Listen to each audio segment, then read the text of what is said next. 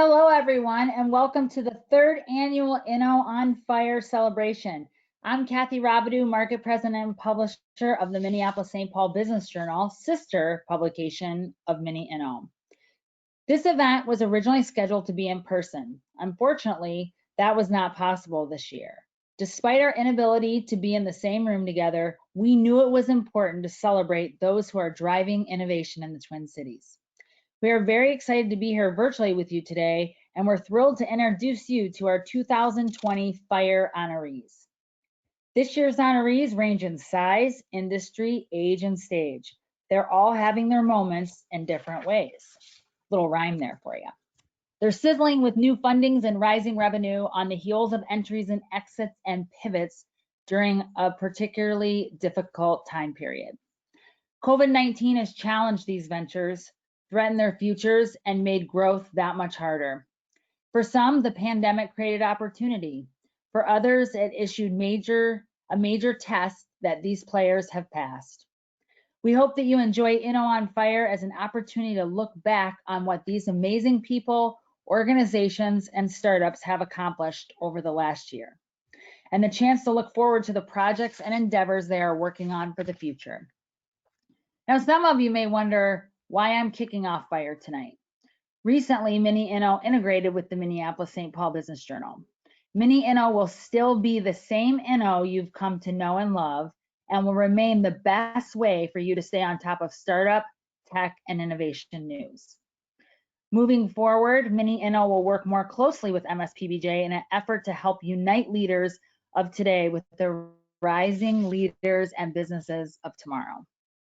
I'd like to introduce you to Kerrigan Miller, the new staff reporter for Mini Inno, who you may have noticed has been anchoring the beat the last 2 weeks.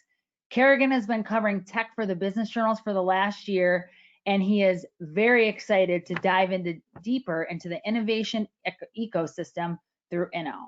So now let's let Kerrigan take it away. Kerrigan? Hi, everybody. I'm Kerrigan Miller, and I am so excited to meet you all virtually. Some of you I may already have the pleasure of knowing through my work at the Business Journal, and some of you I'm looking forward to getting to know over the coming months. Please feel free to reach out to me to share your startup stories or just to gossip. Like all of you, I wish we were meeting in person today, and I'm looking forward to the chance to do that, hopefully while I'm still in my 20s. In a few minutes, we'll showcase our honorees in our annual FIRE video and reveal the Blazer winners. But before we do that though, I'll give you all a little more info on what Inno on Fire is and why you're here today.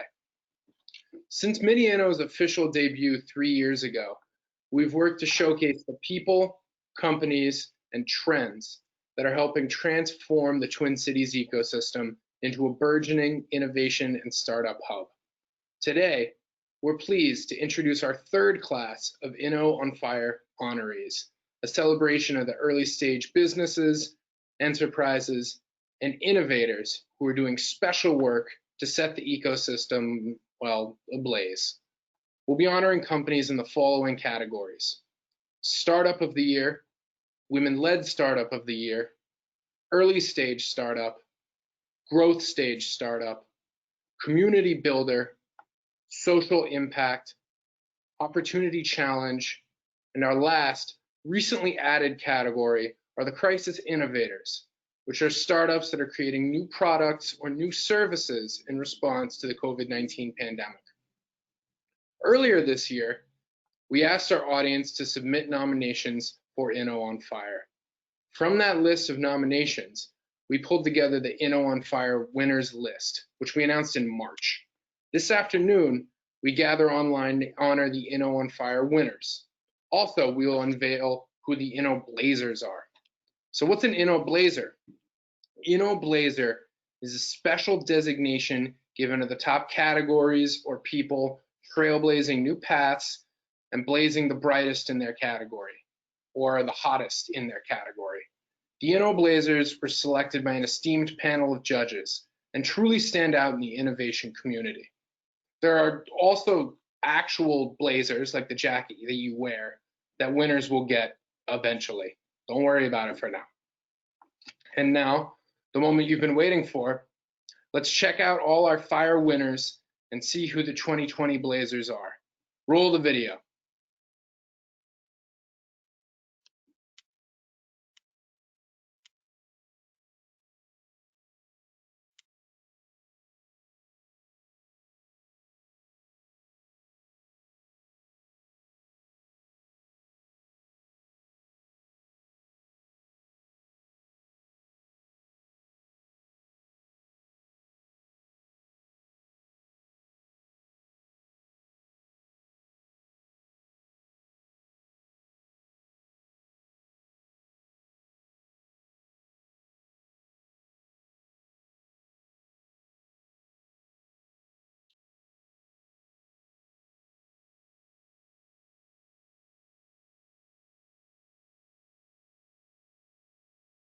Can you hear it now?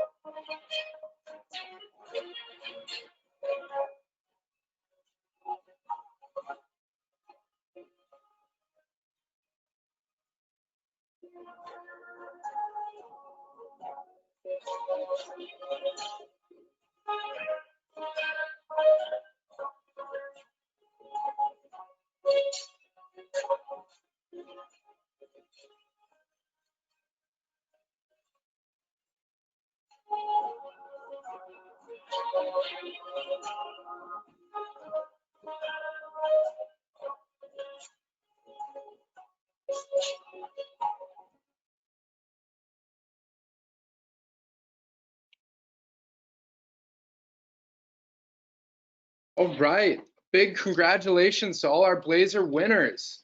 Again, that's 75F, ABILITECH, VMOS, Civic Eagle, Launch Minnesota, Innovation Lab, Lunar Startups, and a big shout out to our Crisis Innovators, all three of whom are Blazer winners. That's Roundtable RX, Big Wheelbarrow, and Genetic Cure.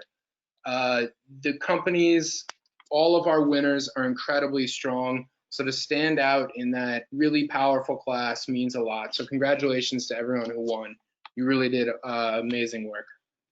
So now I would like to introduce the members of our Blazer panel.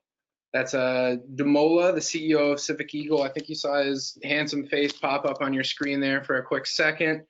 Danielle, the managing director of Lunar Startups.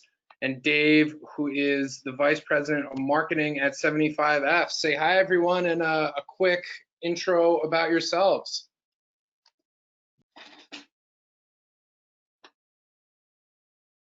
All right, I could go. My name's Dave. Again, like I said, lead marketing here at 75F. We did not work from home. We were able to stay in the office for all but a very brief period while we were reconfiguring some of our products. We use smart sensors and controls to make commercial buildings more healthy and more efficient. And we're based in Bloomington, just south of Minneapolis here. We have a team of 103 countries. And I just want to thank you, Kerrigan, Kathy, Inno, period, for having us on. Thank you, Dave.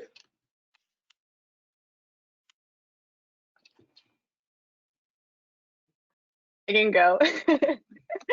My name is Danielle Steer. I'm the managing director of Lunar Startups. We are a proven model for accelerating high growth startups led by Black, Indigenous, people of color, LGBTQ, women, and non-binary founders.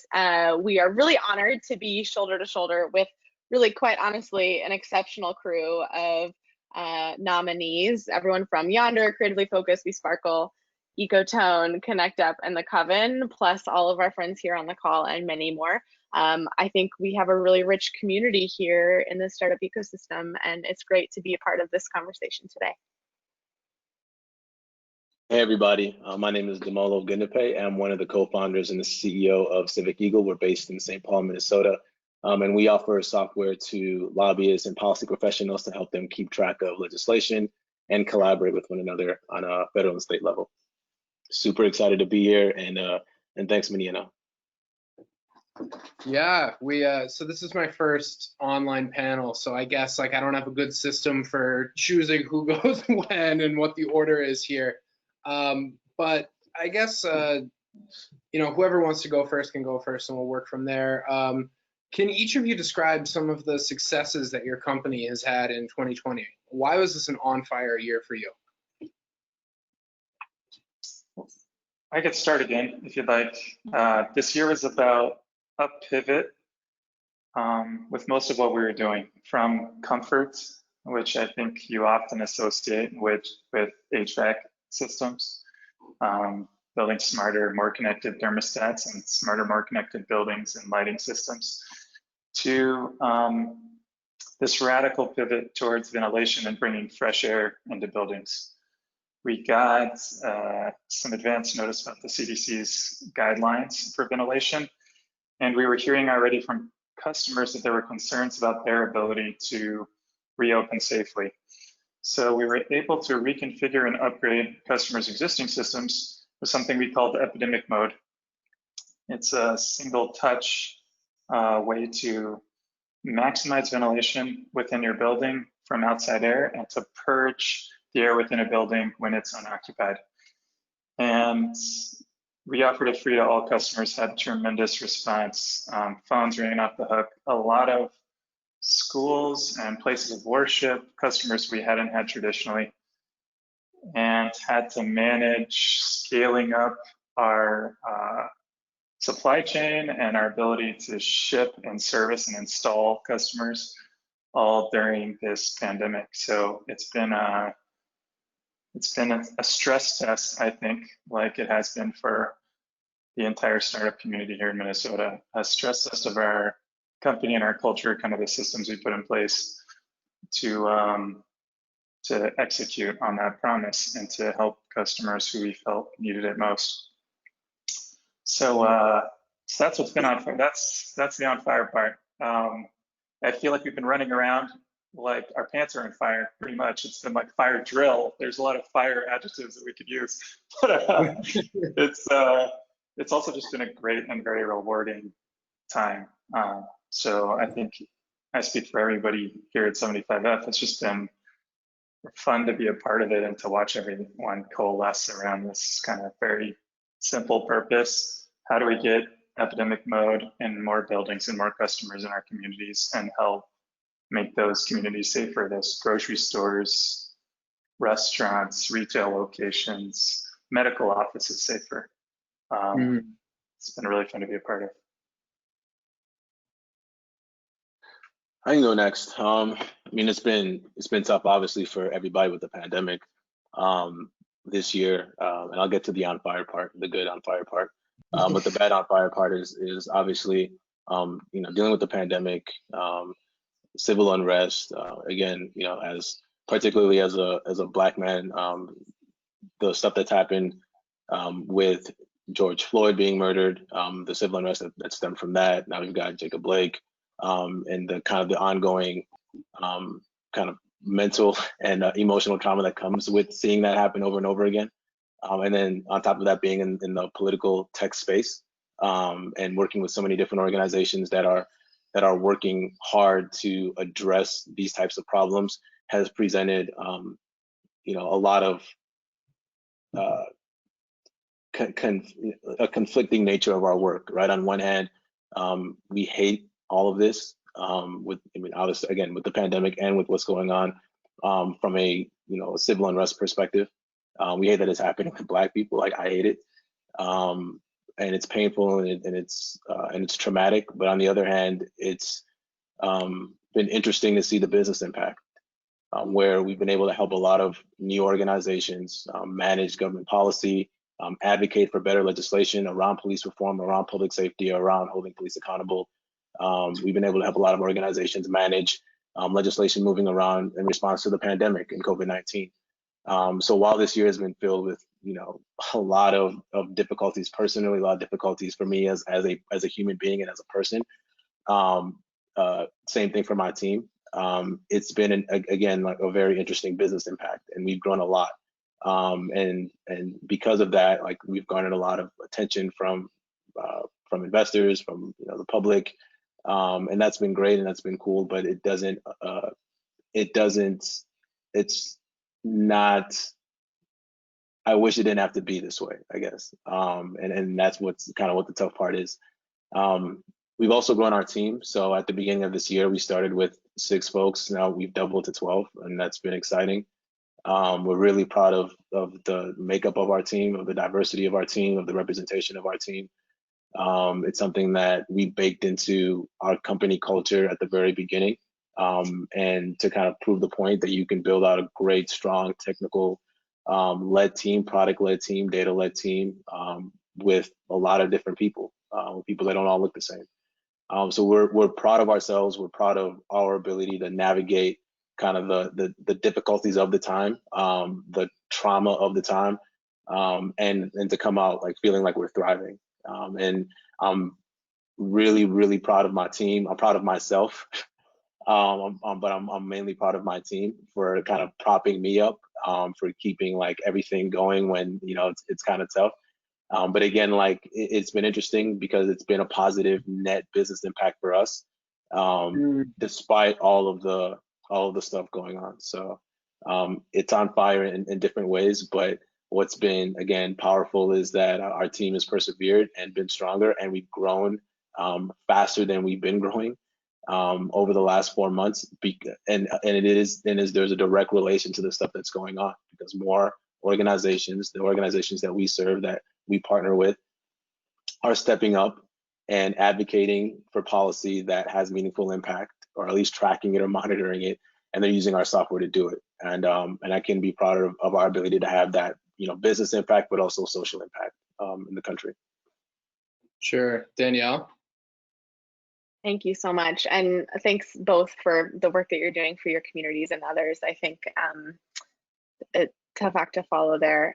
So Lunar, I think similarly has been deeply cognizant and in the moment in regards to the various traumas that we've been experiencing as a country, as people. And so, you know, what feels like on fire is both the negative, challenging things that we're experiencing, as well as like what is the good and the opportunity coming out of that. And I think for us, we're really proud that our program, which only launched 2 years ago, is really proving to be battle tested through COVID. We had to go completely virtual on March 15th. We did not have the core competency really to be doing that as a program. And quite frankly, I consider myself in the business of facilitated serendipity for the success of our entrepreneurs, and that's really hard to manufacture in a virtual space. But we're proud of the coaching and the way that our entrepreneurs showed up for each other in opportunity, in crisis, through their trauma.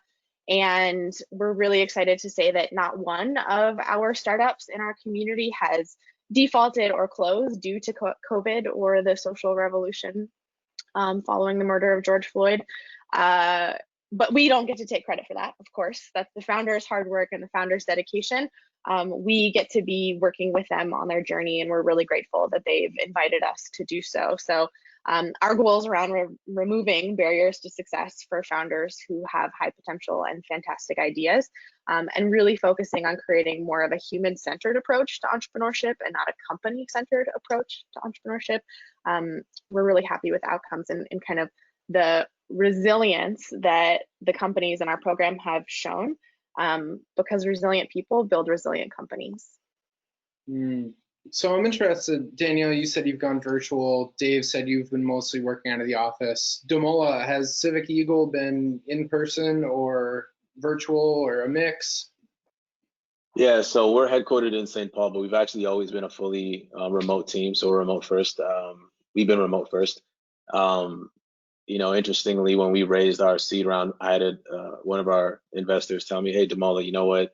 After this round, you're really gonna have to think about, as you hire, bringing everybody into one space and having like a physical headquarters. And I was like, I really think remote's the future. I had to be nice about it, right? You don't want to come off as being like overly cocky about like what you think the vision of the future of the world is gonna be. And then, you know, March 12th or 15th hit, and you know, everything was shut down. And I got a nice little text like with like, you know, that eye emoji. I was like, oh. and so, you know, we've always been remote. We're going to continue to be remote. Our operations haven't changed literally at all. And so the benefit of having already baked into our company culture and our company operations a remote working stream and culture has been beneficial. And I think it's actually helped us compete better against our competitors in the space. Sure. So I feel that this has been a kind of a, you know, again, stress test for everyone in the whole world in terms of learning how to live differently. Dave, can you talk about some of the lessons that 75F has learned in the past couple of months that, you know, maybe our audience can learn something too? Sure. Well, I think going to remote work puts a lot of stress on your tech stack. So making sure that you have collaboration tools in place, security protocols in place. I think for most businesses and most customers, something we probably share with our customers is, I think prior to this pandemic, a lot of building owners and facility directors were pretty comfortable with where their facilities were at. And this has shaken their confidence in their buildings and infrastructure. That's for many of our customers, they've never shut down their building before. So yeah, this I think in general in our industry and commercial real estate is hugely impactful, and I think we're only starting to see the implications of this change. It could very well change the way that we travel, the way we communicate and collaborate within teams, the nature of work, the way that we shop, and the way we entertain ourselves, you know, how we relax, play. Basic things like going out to dinner, going out to the movies are sort of hard to imagine right now, the way that they used to be. So this has changed a lot of things within our team. I think it's also, maybe on a more personal side, made everyone here at 75F more grateful for our families. We've been fortunate that our 100 or so employees haven't been affected, despite us being back here at the office. This crisis hasn't touched our families closely. Certainly not as closely as the social crisis that we're going through right now. So I think we're all just really grateful for our tech, more appreciative of the things our customers are going through, and grateful for each other as coworkers and the families that support us at home.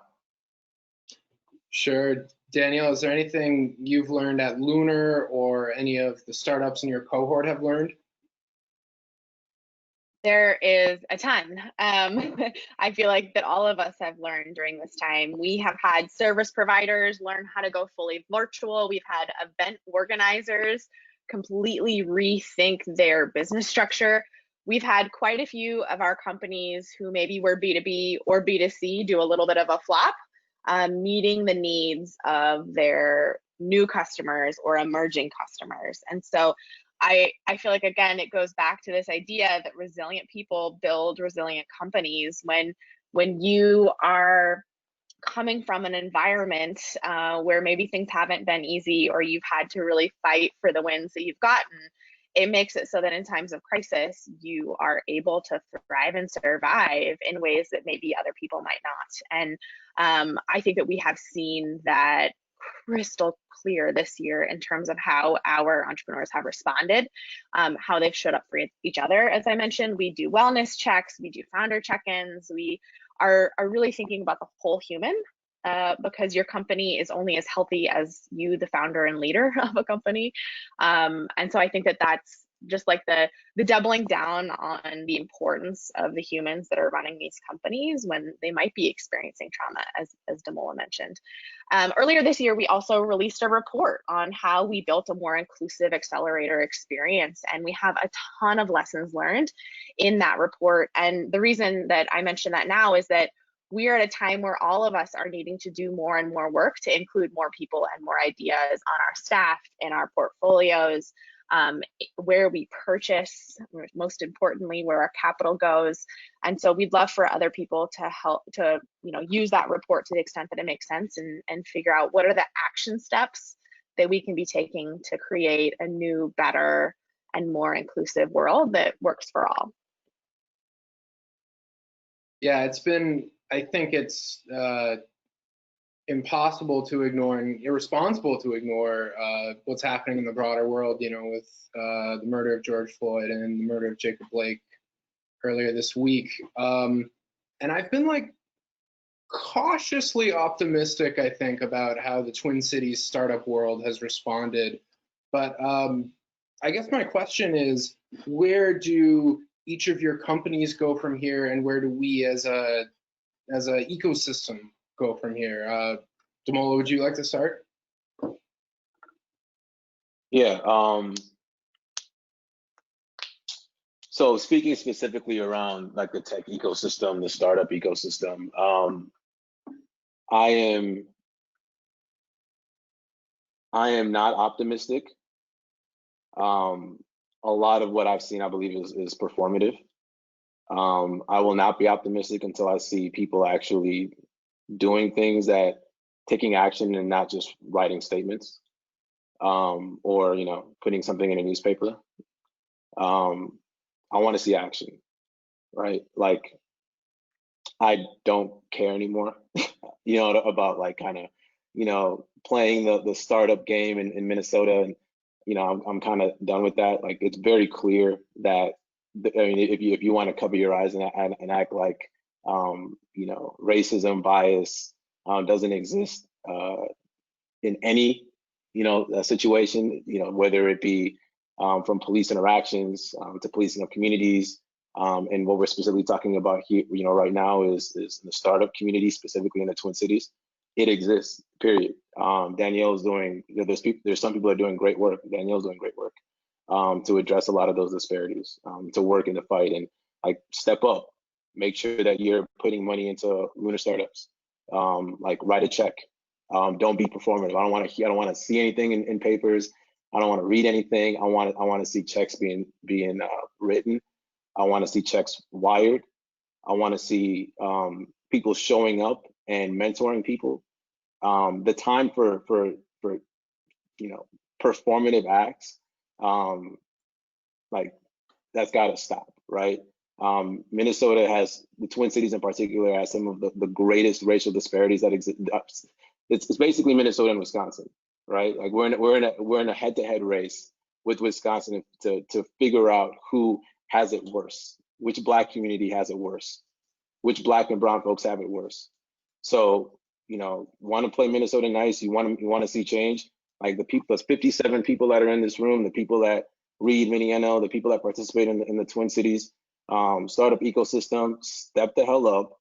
You know what you need to do. You know what's right. You know the organizations that you need to support. I'm not talking about investing in Civic Eagle. There are plenty of folks that are working and doing great work and building up the ecosystem, putting the infrastructure in place to address these disparities. And we're talking right now about the startup ecosystem. There's plenty of others, but you know who they are in the startup world. Like, do what you need to do to support them. You've got the resources, you've got the money. If you care about this, step the hell up. Like, stop writing stuff in papers, stop signing pledges. Do what you need to do right now.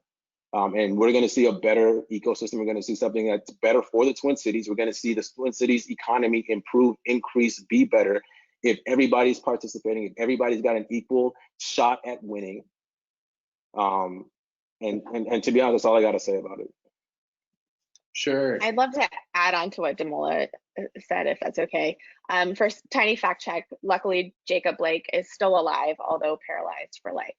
I think something that Damola mentioned is that, a lot of statements are coming around, and a lot of what we see in the media is about these fantastical statements. And I'm really glad that people are at least starting. I think that's what statements get us, is at the starting line. And then the next piece of the work is the action that follows up, and to what extent that there is action that can follow up to that. So I think an example is if we did an analysis of all of the mentorship and volunteer hours and pro bono hours that have been contributed to our ecosystem in the past 7 months, and analyze the representation of the founders who are recipients of that energy and time, you would see really high levels of representation for especially Black founders, women founders, founders of color more broadly. If you look at and did the same analysis of the amount of capital, purchasing power, customers that go to those same representative groups, you'd see the complete inverse. So in regards to like where time and energy is invested versus where capital and money is invested, whether it's grant dollars, even debt, even equity, we see a huge, really kind of like inverse representation that happens there. And so what needs to happen is we don't need more office hours. We don't need more mentor hours. We need checks written. We need the hire and wire. We need organizations to look at themselves and say, we need to reconcile, we need to apologize, we need to heal. We can't be Minnesota nice. I'm not Minnesotan, so I will not own that aspect of it. But it's gonna be uncomfortable, and it's not gonna feel comfortable for like white Minnesota, but we gotta do it. It's so critical, because we are 401 years late. And therefore, if we really want to move forward, if we want to raise the bar on entrepreneurship, this is the only path forward. Inclusive entrepreneurship is the fastest way that we can change the economic experience of marginalized communities. It's the fastest way that we can grow our economy. Everyone needs to get on board, not because it is in the news, but because it is the better investment. Like before diversity was a buzzword, it was a portfolio strategy. And we really need to live that in our work and in our purchasing power and how we talk about entrepreneurs at large. You know, the work that you're doing, Kerrigan, is so critical to that broader narrative around how are we really bringing equity into the conversation, not because Damola is a Black entrepreneur, but because he's a badass entrepreneur. That's the direction the conversation needs to go. Right. I like the phrase wire and hire. I've just kind of had clanging around in my head since I first heard it a couple months ago. Like, I think it kind of gets to the heart of it. Dave, have you been having, oh, sorry, Danielle, did you have something else to say? Well, I was just going to say that the thing about it is we have a ton of organizations here locally because of racial disparities and because of income gaps within our local economy and debt gaps, more importantly. We have a ton of startups and companies that are really working on helping major corporations, small institutions, philanthropy, everyone to be thinking about inclusion more intelligently, to be thinking about more strategically, you know, whether it's 26 letters or team dynamics or Connect Up or the myriad other organizations, culture brokers, Imagine Deliver. Like I could literally list 25 organizations that could be hired to make this more action oriented in our community. And that's the important thing. The average diversity, equity, and inclusion budget in the nonprofit sector and in philanthropy in the Twin Cities is $10,000. That's got to be baked into every single budget, every single department, every single priority that a company is executing within the context of their business line, with their philanthropic lines, and otherwise. I'll get off the soapbox. Real quick. In summary, you want to step up, hit up Danielle. Everybody's listening. You want to step up. You want to step to the plate. You want to actually do something about inclusion in the tech ecosystem in the Twin Cities. You know who to hit up. It's right there. Danielle, where did you hear this $10,000 figure?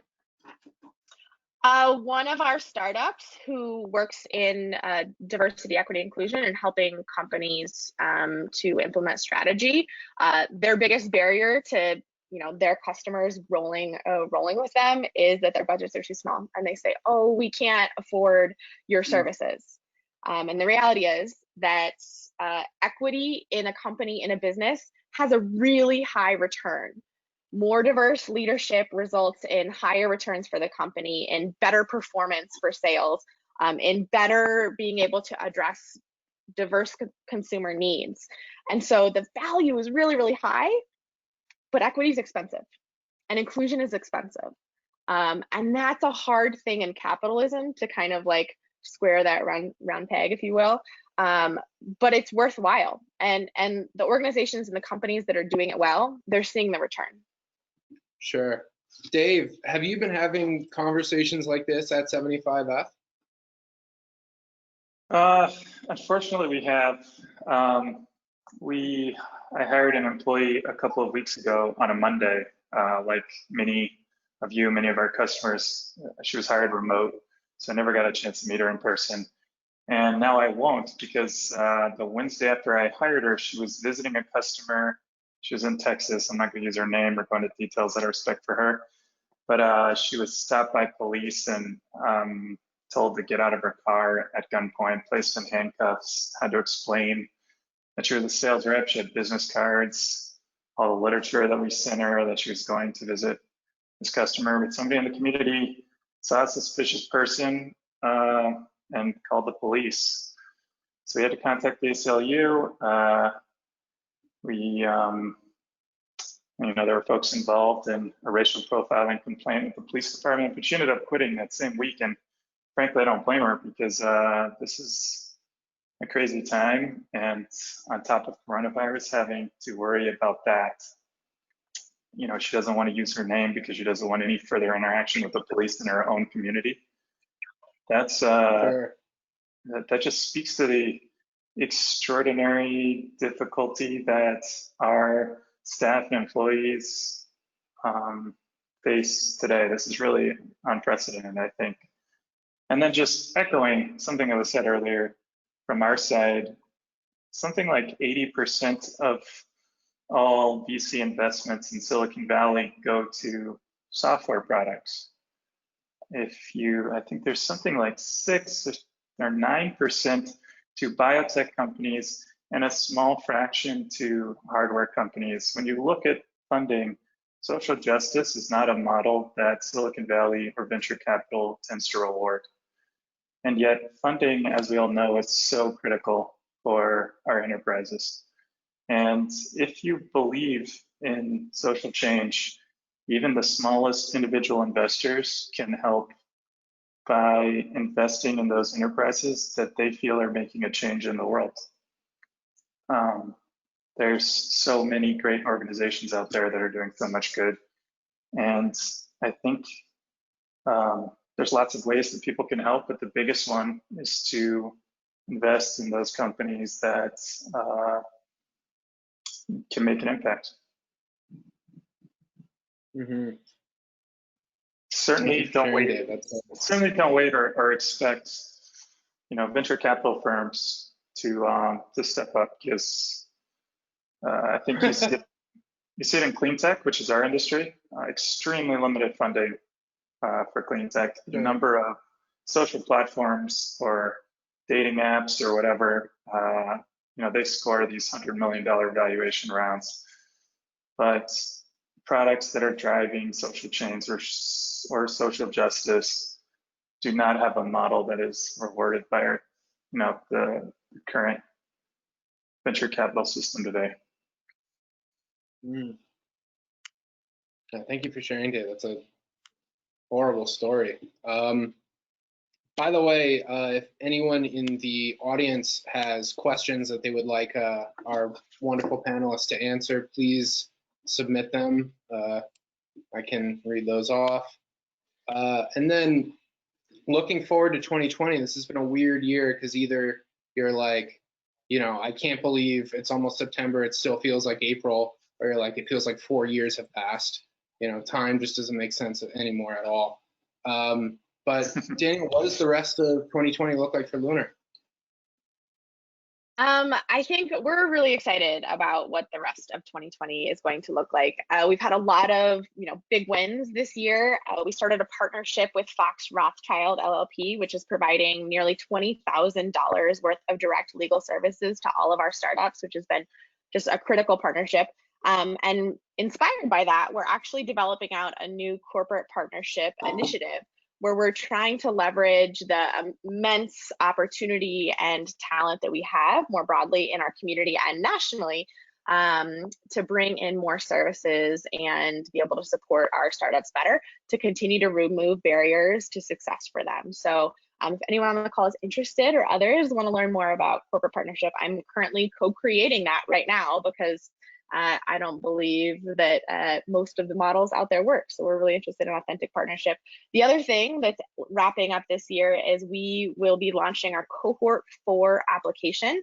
Now is a fully virtual program. Not only will we have be looking to create a really strong pipeline of applicants from the Twin Cities, but we're also looking at expanding our reach across the Bold North and the Midwest. We've had a lot of really high quality applicants in previous years that I haven't been able to engage. So I'm so excited to be thinking about expanding our geographic footprint from a digital capacity over the course of the next few months. Damola?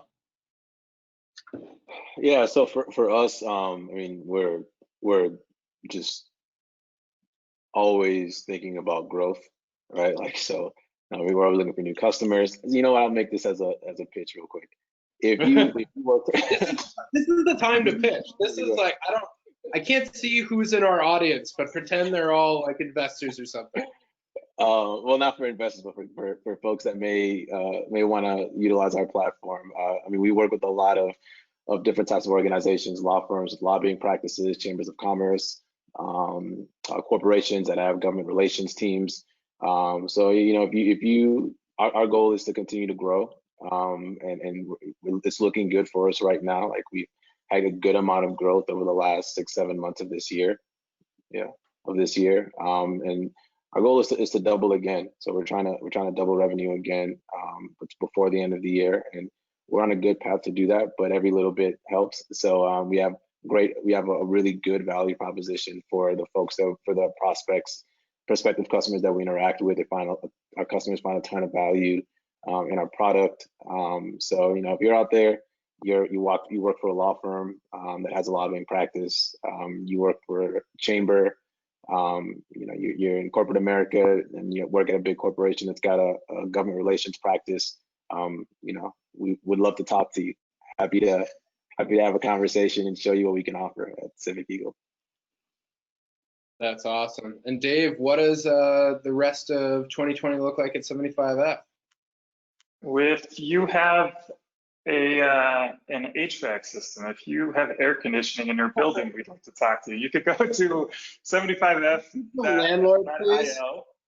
Yes, you could go to 75F.io to find out more. And yeah, we're just looking forward to upgrading customers. We just actually had a study that was fairly exciting. NREL, the National Renewable Energy Lab, did a study of our product, meaning we're the first government tested solution for coronavirus virus mitigation.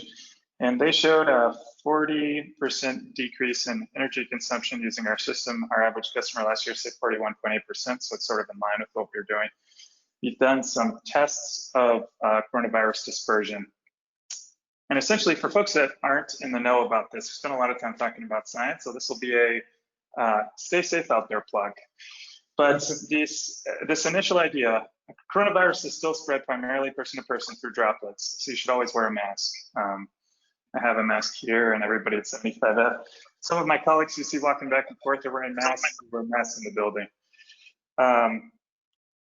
But it's also spread through these airborne particles, these aerosolized droplets called virons. And these virons can stay in the air in a still room for over 14 hours, and they could travel hundreds of feet. They could travel throughout a building. There's many cases of this happening in buildings around the world. And so the CDC recently changed its guidelines. 238 scientists wrote an open letter to the World Health Organization saying that they wanted to change World Health Organization guidelines on aerosolized droplets. And what's happening since the beginning of the crisis is this. Scientists currently believe that you're less likely to be infected from surfaces and more likely to be infected if your building is not well ventilated, if the restaurant or grocery store that you're in is not well ventilated. So please pay attention to that if you're in indoor spaces. Conduct as much as you can outside, wear a mask at all times, use filtration systems in your building, set your rooftop units to bring in as much outside air as possible. And then just returning to my plug at the beginning, if you have air conditioning and you want to talk to us about making your building safer, we do that too. So this is like a full solution. There's actually guidelines you can download from our website about how to do this yourself. I think all business owners in Minnesota should be really confident that they can return to work safely and that they have the tools to do so.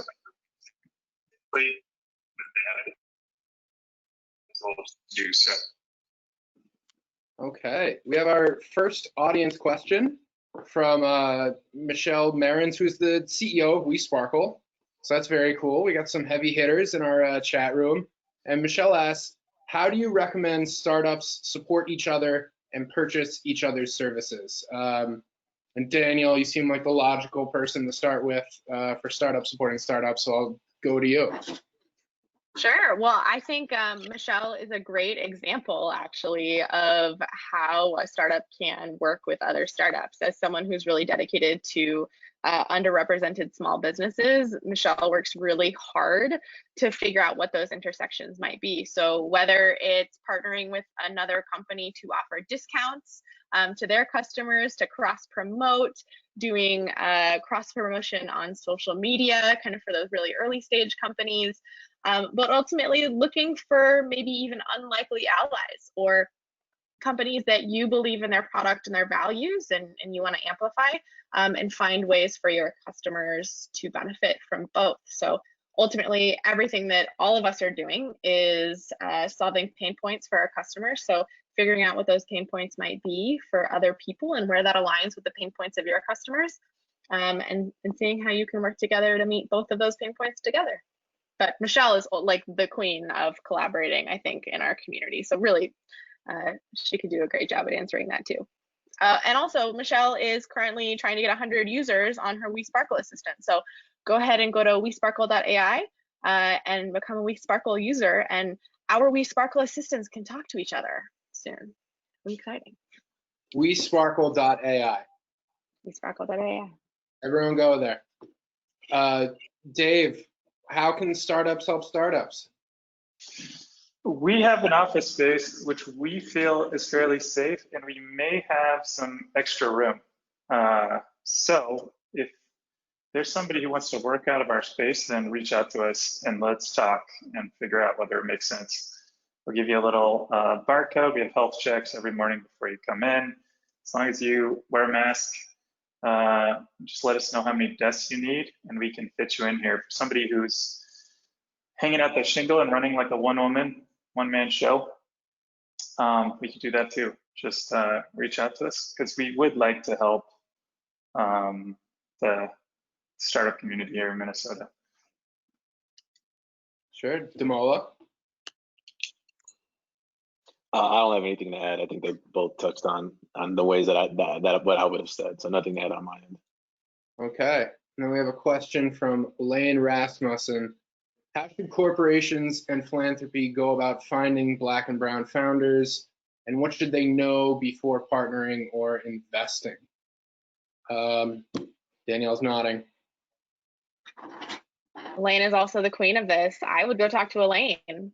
Social Impact Strategies Group is working with a really important segment of medium-sized businesses here in the Twin Cities and beyond. And so I think knowing who are the key makers and not gatekeepers within the ecosystem is a really first step. We're happy to help organizations that are looking for pathways. A lot of times people email me and say, we're needing another panelist who can come and join us for an event. Can you make recommendations? And I've got a template in my folder of 15 Black women who are leading really amazing organizations here in town that would be probably raise the bar a lot on a panel discussion, right? So I think it's a matter of looking around in the community and who's already working with Black founders or founders of color or other marginalized communities and tapping into them because they've been here and they're doing the work and they're already dedicated, so they can be great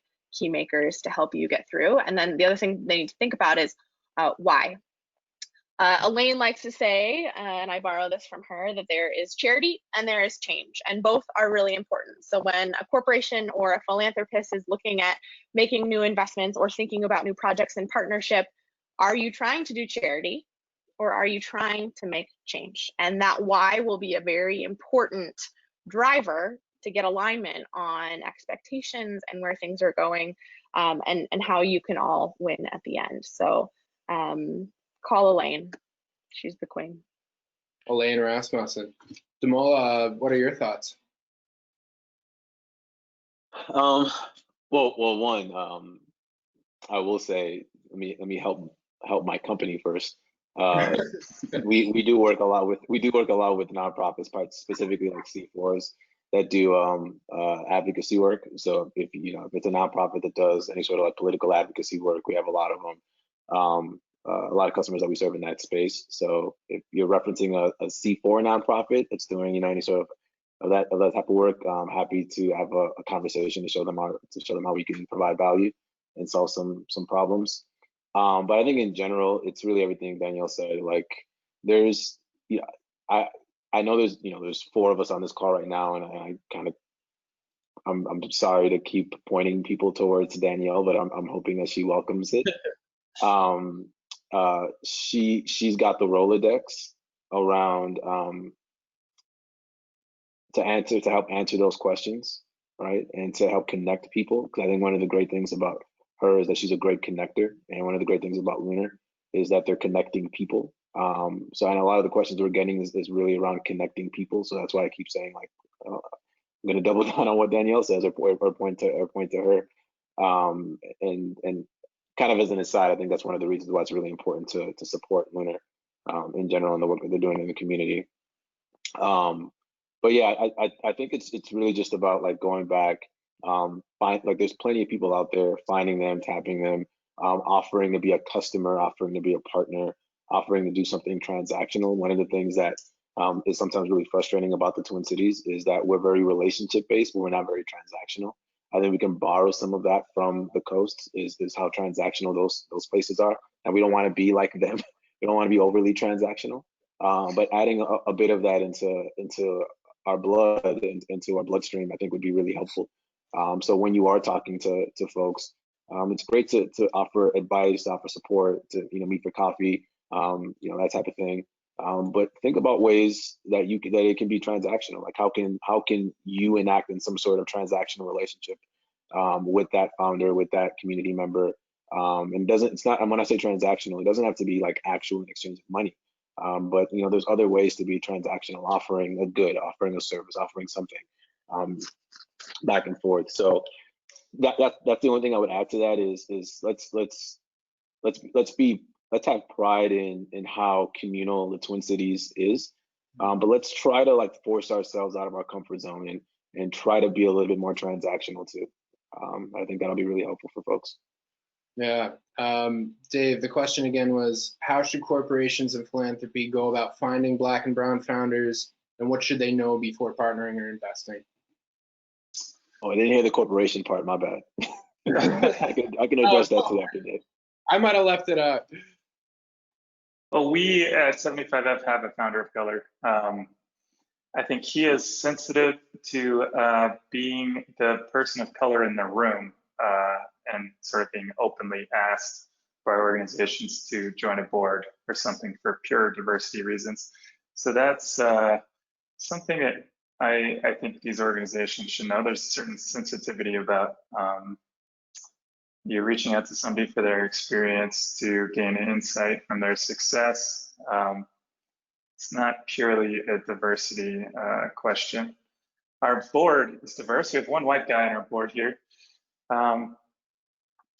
I think this is, I think like all companies, we're following what's going on across the country and trying to find places where we can help.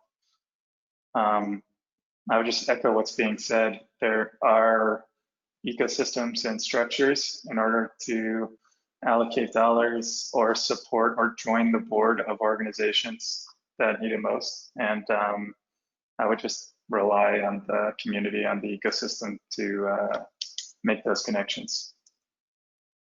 I think the final point based on what Dave said is the Forge North community is really strong, and the group of organizers that have been a part of that work for the better part of the past 5 years and before are really dedicated to making sure that we're continuing to expand those networks to increase the opportunity across entrepreneurs. So definitely Forge North is a great place to go as well. All right. Well, double tap on that. Oh, Damola. No, I was just saying double tap on that. Yeah, 100%. I think Damola and I were some of the first two at the table for that conversation. Really? So it's a long-standing one. And one of the and sorry to cut you off, Kerrigan. I wanted to add another little part of the conversation. Like one of the things that I think folks listening to this conversation gotta understand is that when myself, Dave, Danielle, we're talking about the companies and the organizations we represent or that we're a part of, inclusion was baked into the DNA early on, right? Like we cared about it very early on. And that's something that you got to care about. Right? You can't just care about it after the fact, because then it's pretty late. But just trying to find a way early on and being aware of it, being proactive about it, realizing that it's an investment that you're going to get a return on, right? It's not charity work, right? It's an investment that you're going to get an actual return on by having paid attention to that at the earliest stages of your organization, of your company, whatever the case may be. I'm telling you, our team performs at a higher level than any other startup team. From when we went through Techstars to how easy it is now for us to raise money, to the way that we are able to close customers, like the way that our technology developed. And it's because at the very beginning of this, we made a decision, and because of the DNA of me and my two co-founders, Shantara Hardy and Yemi Adewumi, made the company what it is today, reflective of the communities that represent the country, right? From Black and brown to LGBTQ, it doesn't matter. Like all of that representation is in our company, and we don't have to force it. It happens because it's baked into our DNA. So care about it early on. So to answer that question from before, what can corporations do? What can philanthropies do to basically make themselves better?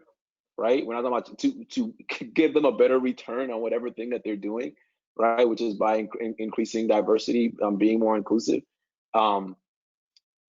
One, hit up Danielle, hit up Lunar Startups, Forge North, and then and two, like understand it is a return on your investment that you will get. Like there is a strong ROI, there is a strong case to be made, and you have to be super intentional about it. You have to care, both from a social perspective, but also understanding that you are going to get a phenomenal return on that investment from a financial perspective.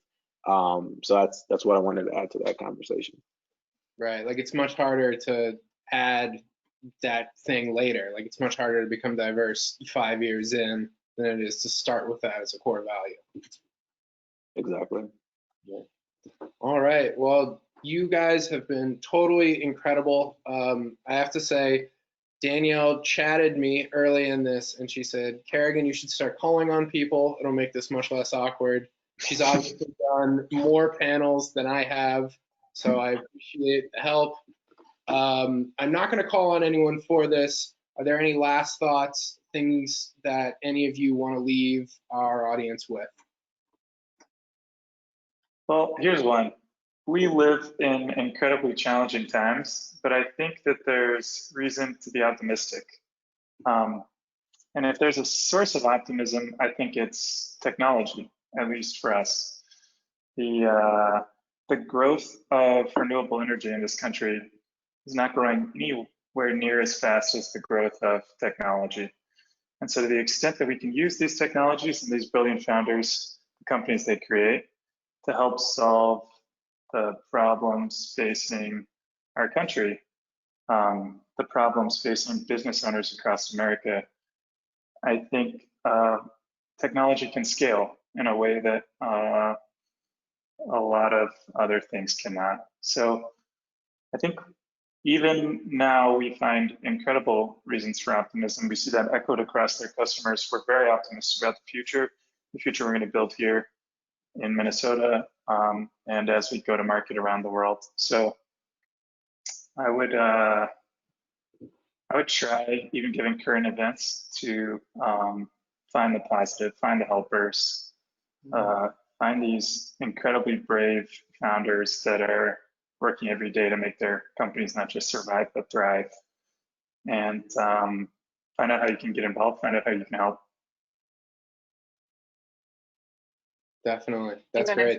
We can end with Damola because he's a good closer. I think underscore the hire and wire. Live your values by putting your money where your mouth is, I think is the most important thing. If you are only putting out statements or only making pledges, the community sees through that fast. So it's important to start to take action steps around that. And I think the single most important thing that each of us can be doing is voting. So vote. Thanks for the pressure. I think that the Twin Cities and Minnesota in general has so much potential. We have so much potential. Economic potential, social potential. We can make the Twin Cities what we want it to be. We can make Minnesota what we really want it to be. It's kind of like that perfect, size of a city, right? Like the top metro, but not, it's not New York. Like you can actually make a difference. Like you can put your fingerprints on Minnesota, right, and actually do something. And you can't, and it actually means something, right? And you can't really do that in other places. It's really hard to do that in other places. And what I would say is that we should collectively embrace that challenge, not just from like a startup for startup's sake, or entrepreneurship for entrepreneurship's sake, but to actually like do something important to actually like make our state better, make our communities better. And like the people that are in this room, I know a lot of folks have left, with the other folks that are in this room, like the people that care, the people that are trying to like grow the ecosystem, they're trying to start their own entrepreneurship journey, their own startup journey.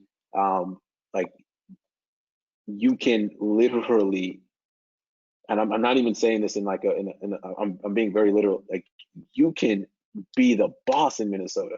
You really can. Like you can be the boss and the bomb, and you can do that in Minnesota, right? Like we're gonna support you. We're there's resources here, and all we're asking for, all people need to do is try to make those resources available for everybody. Try to make the playing field fair for everybody, right? Because that's going to make the ecosystem a lot better. It's going to make us stronger. It's going to actually help us realize our potential. And vote, like Danielle said, like freaking vote in November, like federal, state, local level. Like we talk about that at Civic Eagle, vote it all up, like vote down ballot. There's a company that we partner with called Ballot Ready. If you're a corporation, a nonprofit organization, you want to be able to help your team members, your employees, like know what's going on, like partner with Ballot Ready. They're great. They're a great vendor. I can hook you up with them. Reach out to me, and you can get information about voting in the hands of your employees. Right, great people based out of Chicago, so a Midwestern company. But do that, and I think that we'll be better off as a community. All right. Well, thank you three so much for your time. It's really appreciated. You guys were incredible. And congratulations to all the Blazer winners. You will eventually get your Blazer. It might not be this calendar year, but you will have a Blazer you can wear sometime. Excellent. Thank you. All right. Thanks so much. Thank you. Thanks for the shout outs, Damola. Yeah, nice closing. That was beautiful. All right. Bye, yeah. Did you have that prepared? I don't know how to leave the room. Wait, what? That's just totally ad-libbed? What did I ad-lib? The closing bit. Oh yeah, I didn't prepare that. No, there's a reason I said that Damola should close out. Like, I'll sit down. 1:30. Sorry, you said that came off prepared? No, it's just like, being the boss in Minnesota. That's a good way to close. Yeah, I know. I didn't prepare. It's just, I don't know. I guess Danielle's right. I can close. I have no idea how to leave the room, so I'm just in here until everybody else is in. Okay. I'm gonna get off. Thanks, team.